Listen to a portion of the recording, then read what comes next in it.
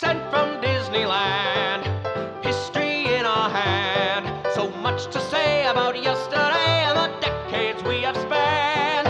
Postcards from the park, this journey will embark. See what has changed and what remains on Sent from Disneyland. Sent from Disneyland. Welcome to the Sent from Disneyland podcast. Here age relives fond memories of the past. If it's your first time joining us, welcome. On this podcast, we'll take a journey into the past and explore Disneyland, Disneyland history, and more, with mementos, snapshots, souvenirs, and postcards sent from Disneyland, from 1955 to the present. Let's start by thanking my patrons from patreon.com. You can join in at any level to support the show and receive snail mail from my trips to Disneyland and from my desk, plus some sneak peeks and bonus content. Special thanks to Random Olive, the first patron to this podcast, and to the rest of the e-ticket patrons, Tania, Eric Daniels, Monica Seitz Vega, Bill Dreffel, Scott Cagle, Russ Romano, Michael and Christina Cross, Angela Reynolds, and Sheila Harry.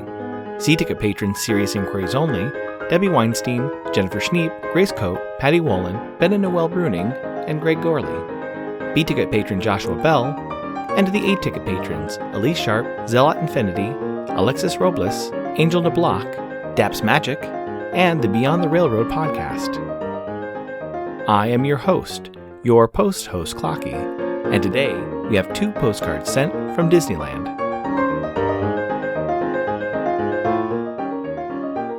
The front of our first postcard has the Nautilus coming through the waterfall on the submarine voyage. In the upper left, you can see one of the pylons for the monorail. On the back it reads, Submarine Falls, the mysterious depths of the legendary Seven Seas have been brought to reality for passengers aboard one of Disneyland's air-conditioned submarines. Guests enjoy looking through portholes to view an underwater panorama of sunken treasure, mermaids, a sea serpent, and beautiful flora and fauna of the underseas world. It's postmarked August 11th, 1962, with an Encinas cancel and a 4-cent Lincoln postage stamp, Scott number 1036. I assume they visited the park on Friday, August 10th, 1962, when park hours were from 9 a.m. to 1 a.m. The weather was a high of 88 and a low of 57. Park attendance that day was 34,399. It's addressed to Mrs. Clarice Skronkus of Lewiston, Maine. It reads, Dear AC, just a card to let you know I made it to Disneyland. It is really fabulous. Rode the monorail and everything else. A city within a city. Love, Ginger. 2 weeks ago, I mentioned 2 lost Disneyland mailboxes. This week, let's look at 2 more mailboxes that have been removed or moved to different locations as we continue our tour of Disneyland through mailboxes. Head over to Tomorrowland, where there was a mailbox outside of what is now Star Traders today, but it was known as the Character Shop in the 1970s and 1980s. This mailbox looks like the mailbox that is now near the Tomorrowland bathrooms next to the Winner's Circle shop and the entrance to the Tomorrowland station for the Disneyland Railroad. Its former location is just about where C-3PO and R2-D2 are in the window of the Star Trader. The photo I have of this mailbox is from 1982. Looking at my other photos and photos on Daveland Web, I can't find any images of it earlier or later than that date. Exploring what this mailbox would have seen in 1982 Tomorrowland would include the moving walkway up to the Space Mountain queue, as well as the Tomorrowland stage. The Tomorrowland stage would be replaced by the Magic Eye Theater in Captain EO later in the mid-80s, and the moving walkway was removed in the 1997-1998 renovation of Tomorrowland. From this corner, you could also see the People Mover loading platform and the Tomorrowland jets on top. Now looking over, you can see the People Mover track still there, and the satellite sculpture that would spin and move, a remnant of the 1998 Tomorrowland, sits motionless on top. The photo in my collection shows a line for Space Mountain stretching across towards the People Mover queue. Also around the corner, you would also be able to see the Starcade, which opened in 1977 with Space Mountain.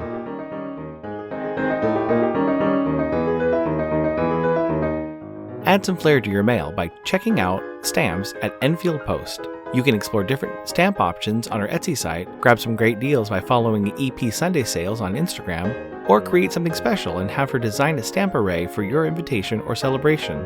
You can head over to EnfieldPost.com and explore all the different vintage postage stamps you can use on your next card or letter. That's ENFIELDPOST on Instagram and EnfieldPost.com for your wedding and vintage postage needs. Enfield Post is the official postage stamp sponsor of the Sent from Disneyland podcast.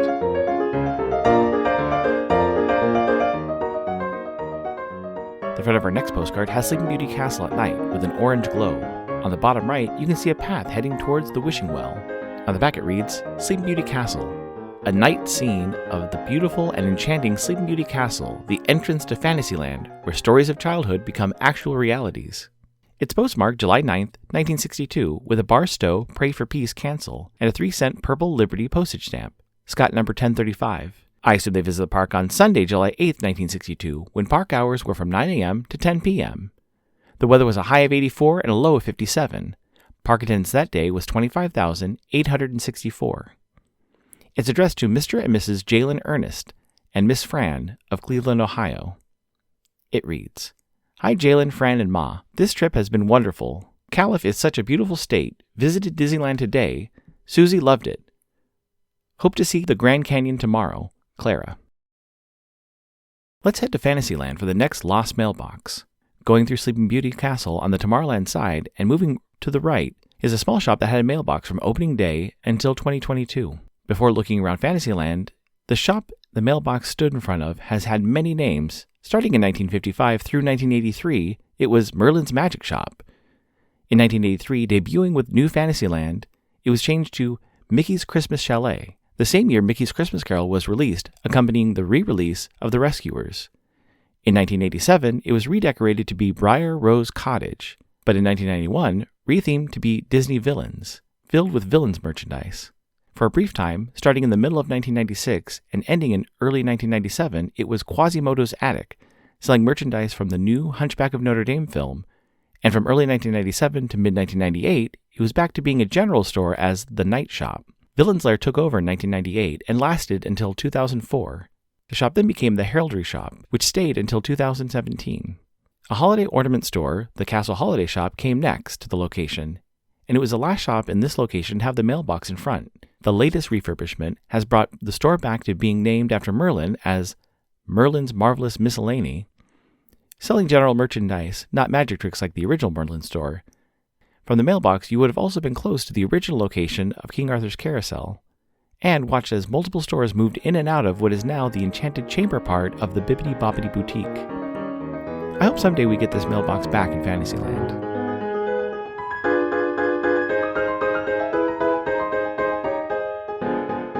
My incoming postcard is sponsored by the Art Throwdown. Art Throwdown, or ATD, is a craft hour on Instagram, starting at 9 p.m. Eastern or 6 Pacific.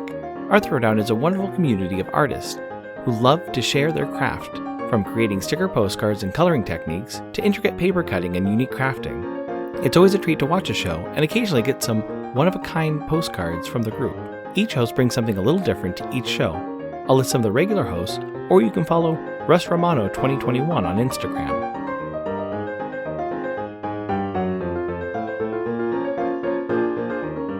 The front of my incoming mail has a yellow and white striped envelope with the Going To Guides logo in the upper left-hand corner, and written in red ink is It's Time to Visit Wonderland on the lower left.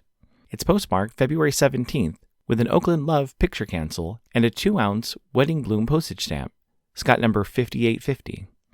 It contains the Going To Guide Gazette, a die-cut sticker of the Alice in Wonderland attraction with bread and butterflies, some dandelions, and the classic mushroom that used to be a ticket booth, a Cheshire Cat sticker, a coloring sheet, and a special surprise. Thank you so much for the mail, Shannon. I'm really enjoying being part of the Going To Guides Mail Club. The special surprise this month will be great to use in the future for a surprise for someone else. Thanks for adding something sendable in the package to keep the happy mail going. I'll put a link for your Patreon in the show description so that other people can check it out. It's nice knowing that once a month I'll get a little something extra in my mailbox, full of fun items and a great newsletter. I love the Disney and non-Disney articles. At the end of the year, I want to find a fun way to bind them together like a little magazine for 2026 or beyond.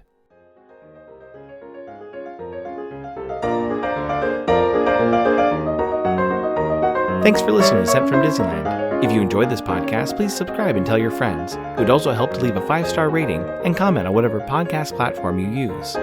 If you'd like to support the show financially, please check out our Patreon page at patreon.com/sentfromdisneyland. You can find me on Instagram and TikTok at Sent from Disneyland or my website, sentfromdisneyland.com. For questions and comments, send me a postcard addressed to Sent from Disneyland, P.O. Box 44, Hood, California, 95639. This podcast is not affiliated with Disney, the United States Postal Service, or any post office or Disney-related properties. Opinions expressed on this podcast belong to the host and guests of the Set from Disneyland podcast. This podcast is produced and edited by Clocky McDowell, website designed by Misty McDowell, theme song was written and performed by Noah Sunday Lefkowitz. Take it away, Noah.